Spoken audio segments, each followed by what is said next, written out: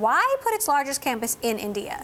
Amazon has a lot of employees in India, as all the tech companies do, right? Lots of engineers, lots of contractors there. Amazon, I think, has over 60,000 employees there. A third are in Hyderabad. So already a big presence, and housing them all together, probably a smart move. Now, I think the bigger thing is, why are they making such a big deal about this, right? It's one office building. Well, they've been trying to grow inside India in an unfavorable regulatory environment now for 5 years. Last December, the Modi government passed laws that made it very difficult for them to run their conventional retail website in India. They have to behave more like a marketplace where other sellers sell on the site. So, putting a big stake in the ground, some shovels in the ground, literally helping with Modi's economic development project, saying we're hiring people in India, it's probably a smart political move as well. Now, the biggest office for Amazon in Seattle holds 5,000 people. This will hold 15,000 people. It's mostly existing workers? Or are they going to be adding new people? I think probably both. I think they're growing in India,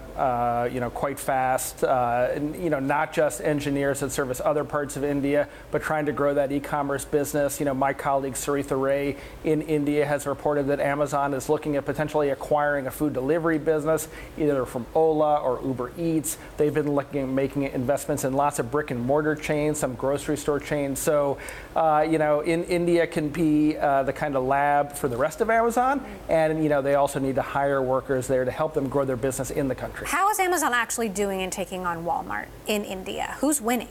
It's a good question. The last I saw, those businesses were about neck and neck. Flipkart, the company that Walmart acquired for, I think, $16 billion last year, had a head start. There was some kind of internal chaos there. Walmart came and bought them. The founders have left. Flipkart's doing pretty well. But Amazon, Prime is taking off. They don't release numbers, but they say that Prime membership is doubling. I think, look, they're probably both doing well because this is a rapidly expanding internet market. It's a country of 1.3 billion people, a rising middle class. Internet penetration's going way up, so it's kind of that, lifting tide, right, raising all boats. Walmart is trying to take on Amazon by offering free streaming, and obviously Bollywood entertainment in India is huge.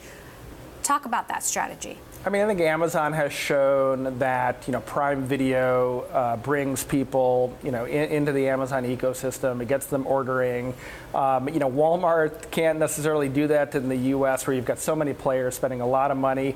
But the India streaming market's a little less developed. They're taking a different approach. It's free. It's just, I believe, in Flipkart's mobile app. You got to go sort of discover it in a drop-down menu. But Flipkart thinks this is a good way to kind of cement the loyalty of its users, and probably particularly those second and third tier cities where maybe the wealthier urban customer already has an Amazon Prime or a Netflix subscription.